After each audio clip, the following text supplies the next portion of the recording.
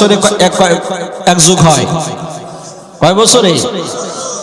12 বছর, তার মানে 4 48 থেকে 50 বছর আগে কানাডার একজন খ্রিস্টান ধর্মের যে কেউ যদি আপনার ইতিহাস বিভাগের ছাত্র থেকে থাকেন, ইতিহাসে আমরা পড়েছি, নাম ছিল একজন সুদর্শন একজন মানুষ। তার বাইবেল কিতাবের প্রতি এত পরিমাণ তার জ্ঞান আল্লাহ পাক তাকে দান করেছিলেন, পুরো বাইবেল কিতাব তার ভিতরে মেমোরির মধ্যে নিয়েছিলেন। জোরে বলেন সুবহানাল্লাহ। নাম তার হচ্ছে ডক্টর গ্যারি মিলার। নাম কি? Doctor Gary Miller. এই সুদর্শন সুন্দর মানুষটা তাদের খ্রিস্টান ধর্মের বাইবেল কিতাবের মধ্যে যতটা পড়ে তিনি মানুষের সামনে কথার প্রচার প্রসারতা যতটা না বাড়িয়ে দিতে পারে, কিন্তু ওই তৎকালীন সময় একজন বিশিষ্ট একজন দায়ী ডক্টর আহমদ দিদার। নাম কি? সবাই বলেন আহমদ দিদার। তার কাছে মাঝে মাঝেই তিনি কোরআনের ভুল ধরার জন্য, কোরআনকে ভুল প্রমাণ করার জন্য, কেমনে আল্লাহ বলল ইন্নাদ-দীনা ইনদাল্লাহিল ইসলাম, সর্বশ্রেষ্ঠ আল্লাহর কাছে ও মনোনীত ধর্মের নাম কি? সবাই বলেন আরো জোরে। বন্ধুগণ আমার, ভাইরা আমার, এই ইসলাম আমাদের ঘরে আছে কি নাই? জোরে বলেন আছে কি নাই? ঘরে আছে বাগার, কিন্তু ঘরে কোনো শান্তি নাই। জোরে গান ঠিক কি না? স্বামীর সাথে স্ত্রীর পড়ে না, স্ত্রীর সাথে স্বামীর পড়ে না, সন্তান বাবার সাথে পড়ে না, বাবা সন্তানের সাথে পড়ে না, ভাই হয়ে ভাইয়ের মাথা ফাটায়। বন্ধুগণ আমার, ভাইরা আমার, ইসলাম ঘরে আছে কিন্তু শান্তি নাই। কারণ হলো একটাই, ঘরে যদি আপনি কোরআন ঠিকই থাকে, কিন্তু কোরআনকে আমরা মূল্যায়ন, কোরআনকে শুধু আপনার ঢেকে রাখার জন্য আর লাল কাপড় দিয়ে পেঁচিয়ে রাখার জন্য আল্লাহ পাক এই কোরআন দেন নাই।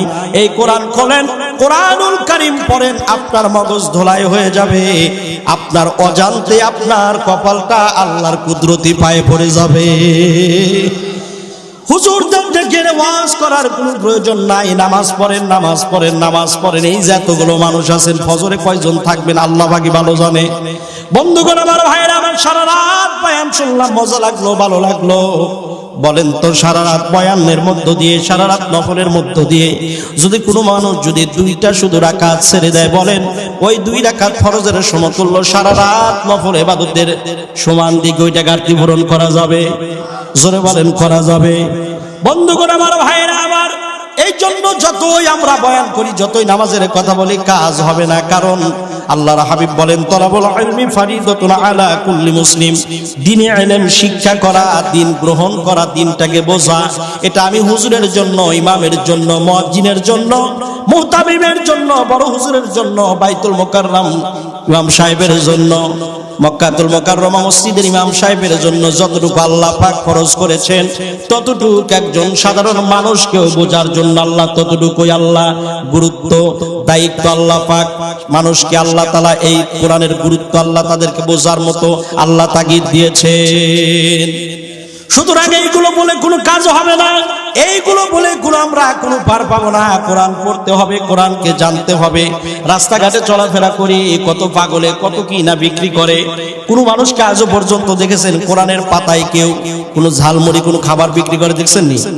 একটা পাগল কেউ তো দেখি না। জোরে কোন ঠিক কিনা? রাস্তাঘাটে চলাফেরা করি, কত কাগজের টুকরো গুলো রাস্তাঘাটে পড়ে থাকে, কত দামি দামি বইয়ের পাতাগুলো পড়ে থাকে, ঠিক কিনা? আজও পর্যন্ত কোনোদিন তো এই টাঙ্গাইল, এই কাকমারি রাস্তায়, তোরাবগঞ্জ, এই চারাবাড়ি, আমরা কোনোদিন আজও পর্যন্ত দেখলাম না যে কোরআনের কোনো টুকরো রাস্তার মধ্যে পড়ে আছে। জোরে কোন ঠিক কিনা? মামুর বাড়ির আপনার নাই, কত বই দেখলাম মানুষ বুগুলের মধ্যে নিয়ে চলাফেরা করে। হ্যাঁ, কি বুগুলের মধ্যে নিয়ে চলাফেরা করে, কিন্তু আজও পর্যন্ত দেখলাম না কোরআনুল কারীম কোনো ব্যক্তি আপনার হচ্ছে বুগুলের মধ্যে নেয়। কোরআন কোথায় নেয়? জোরে বলেন, আরো জোরে বলেন।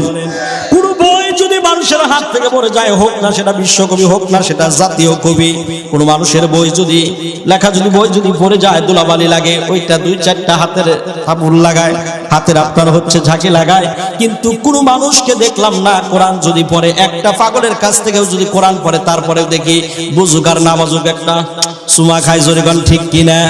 মুসলমান এখনো কি আপনি বোঝেন না, এতটুকুর মধ্যেও কি বোঝা যায় না কোরআনুল কারীম আল্লাহ পাক কি রেখেছেন?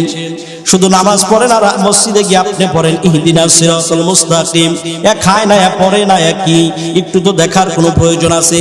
জীবনভর সূরা ফাতিহা পড়লেন, সূরা ফাতিহায় কয়টা আয়াত আছে? কেন আল্লাহ 7টা আয়াত দিলেন? 7টা জাহান্নাম 8টা জান্নাত, কেন আল্লাহ 7টা আয়াত দিলেন? কোরআনুল কারীমের সূরা ফাতিহাকে কেন কোরআনের মা বলা হলো? শুধু আজে শুনলেন, নিজে তো কোনোদিন দেখলেন না। ভাইরা আমার, বন্ধুগণ আমার আলোচনার মূল বক্তব্য হলো এটাই, আপনি কোরআনের কাছে নত হন, কোরআন পড়েন, কোরআন বোঝেন, এমনিতেই আপনার কপালটা আল্লাহর কুদরতি পায়ে ঠেকে যাবে। ডক্টর গ্যারি মিলার, নাম কি? Gary Miller. তিনি আপনার হচ্ছে গণিত যুক্তিবিদ্যা বিষয়ক একজন প্রফেসর।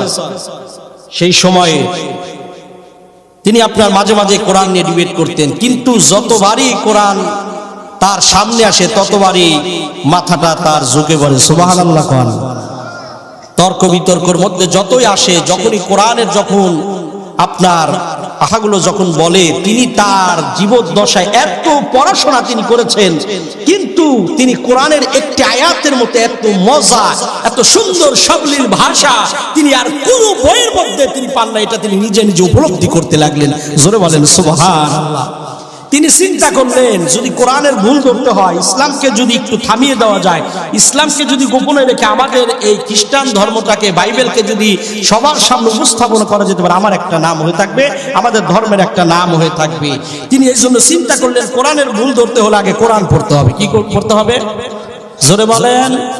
তিনি তো একজন আপনার শিক্ষক মানুষ, তিনি তো ভালো করেই জানে, কিন্তু একটা আদব আছে, সেটা হচ্ছে অনেক মানুষ আছে দেখবেন আপনার ইসলাম ধর্মের লোক না, কিন্তু ধর্মের কিছু, আমাদের ধর্মের কিছু সুন্নাতের কিছু নিয়ম নীতি মানে, এটা তার কল্যাণে, তার উপকারের জন্য। তিনি চিন্তা করে দেখেছেন আজকে খ্রিস্টানরাও দাড়ি রাখা শুরু করছে, কারণ এটা ইসলামের কল্যাণে না। ইনি রেখেছেন এই জন্য যে আল্লাহ রাসূল সাল্লাল্লাহু আলাইহি ওয়াসাল্লাম বলছেন, দাড়ি রাখলে শুধু এটাকে মানুষের, শুধু এটা মুসলিম ধর্মের